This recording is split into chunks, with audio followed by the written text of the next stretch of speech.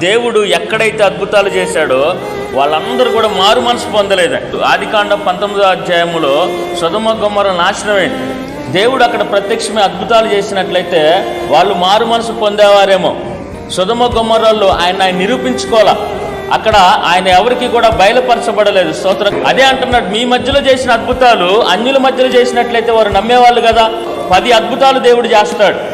10 అద్భుతాలు చేసి ఆఖరికి ఎర్ర సముద్రం దగ్గరికి వచ్చేసరికి వాళ్ళందరూ ఏమంటారు అంటే, అక్కడ సమాధుల్లోకి ఎక్కడి దాకా తీసుకొచ్చావా అని చెప్పి దేవుడి మీద అపనమ్మకాన్ని కానీ మోషే పట్ల ఆహ్వానాన్ని కానీ వాళ్ళు ప్రదర్శిస్తూ ఉంటారు. అంటే 10 అద్భుతాలు చేసిన వారిలో ఏం కలగలేదు?